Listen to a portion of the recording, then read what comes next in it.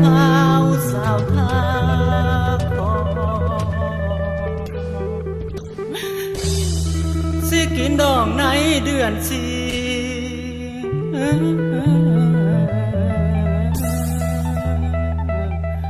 ข่าวบอกสายในมือนี้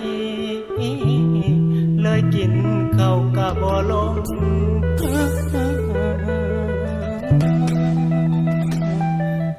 ใจของนางสร้างมาคงบ่ต้องต่อดอกว่าจะ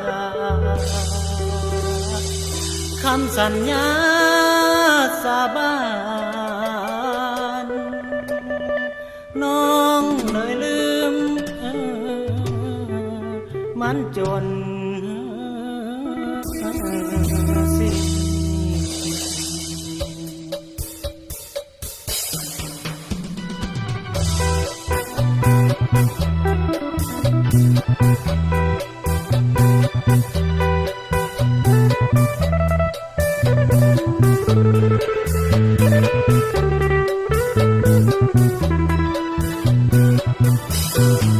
เขามาบอกข่าวว่าแฟนเฮานั้นจะแต่งงานผู้น่าสงสารก็คือผู้ชายคนนี้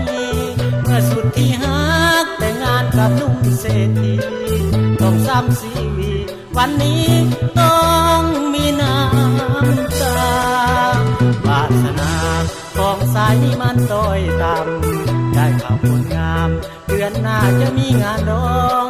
ออกไม่หกคำเดือนสี่แม่งานเนื้อทอง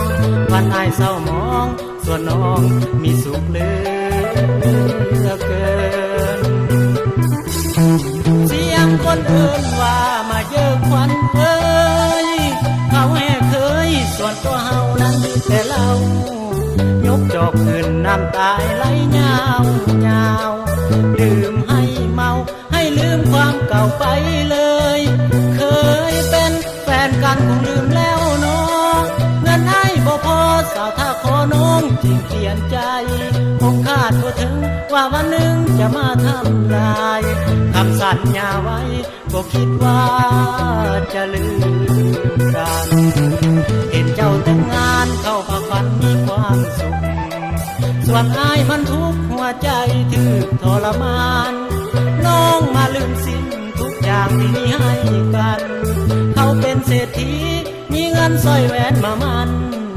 ส่วนตัวอ้ายนั้นทุกวันต้องกินน้ำตา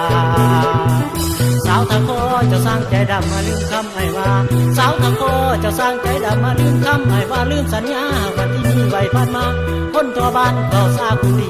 คนตัวบ้านเขาซาคุดีมีค่าดอกหลายแสนแฟนเงินล้านแต่งงาน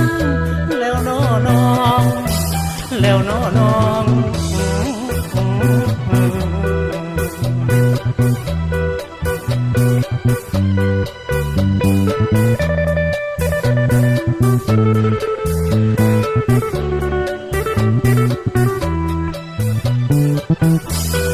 เสียงคนเอิ้นว่ามาเจอควันเอ้ยเขาแห่เคยส่วนตัวเฮานั้นดึกแต่เล่า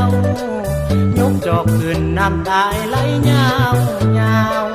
ลืมให้เมาให้ลืมความเก่าไปเลยเคยเป็นแฟนกันคงลืมแล้วเนาะเงินไอ้บ่พอสาวถ้าขอน้องจริงเปลี่ยนใจคงคาดบ่ถึงว่าวันหนึ่งจะมาทำลายคำสัญญาไว้ก็คิดว่าจะลืมกัน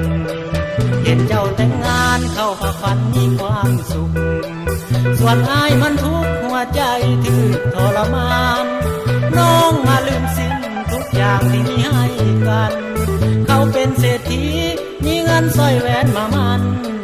ส่วนตัวอ้ายนั้นทุกวันต้องกินน้ำตา